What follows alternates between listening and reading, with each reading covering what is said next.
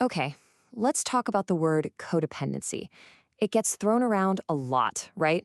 Usually people use it to describe, a clingy relationship, but what if I told you that it's not really about the relationship at all? In this explainer, we're going to pull back the curtain on what this dynamic is really about, and believe me, it starts in a place you might not expect. So let's just start right there. You've definitely heard the word, you might have even used it yourself. But what is it, really? What does it actually mean? It's a concept that's way more complex and, honestly, way more personal than most of us realize. If we look at the word itself, it actually gives us a pretty big clue. You've got which just means together, and dependence, which means relying on someone for support. Pretty simple, right? But it's how these two ideas get twisted together that creates the toxic state we're going to unpack. And here it is. This is probably the single most important thing to get your head around. Codependency is not a relationship problem. It's an internal problem. It starts inside of you as a toxic way of thinking.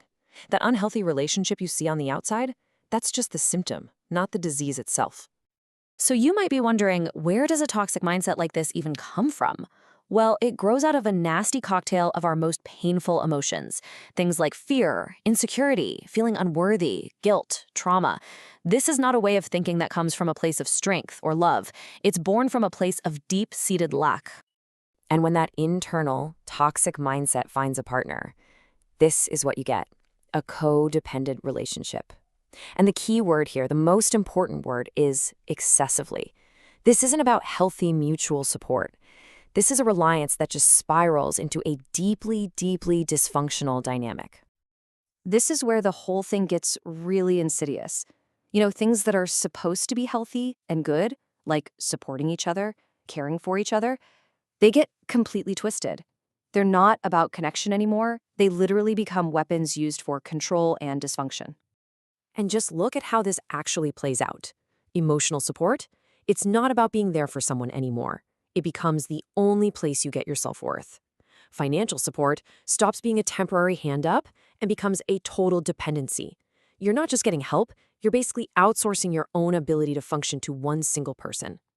And this leads to a really dangerous paradox. Just think about it for a second. A cast on a broken arm? Super helpful for a few weeks. But what if you left that cast on for years? The muscle would just waste away, right? The arm would become useless. Well, the exact same principle applies here. Chronic, over-the-top support doesn't make someone stronger. It actually makes them weaker. So how does this actually look inside a relationship? Well, it almost always creates two very specific and perfectly complementary roles, the toxic giver and the toxic receiver. You can see right here just how perfectly these two roles lock together. It's like a destructive puzzle. The giver feels worthy by rescuing someone, and the receiver feels worthy by being rescued. The giver's entire identity is wrapped up in helping, while the receiver's is wrapped up in being helpless. They perfectly and tragically enable each other's most toxic beliefs. So the giver controls everything by keeping the receiver weak and dependent. That constant support isn't about love or kindness, it's about making absolutely sure the other person can't stand on their own 2 feet. And then, the threat of taking that support away, well, that becomes the ultimate weapon. But don't think the receiver is just a passive player. Oh no, they manipulate through a kind of weaponized helplessness. They use these incredibly powerful guilt trips to make the giver feel totally responsible for their well-being, sometimes even threatening self-harm to make sure that support never, ever goes away. Now, hearing all of this, it might lead you to ask a really common question. It gets to the heart of a really dangerous misconception out there. Is there maybe, possibly, such a thing as healthy codependency? The answer to that question is blunt. It's unequivocal, and it leaves absolutely zero room for debate. The very idea is just insane.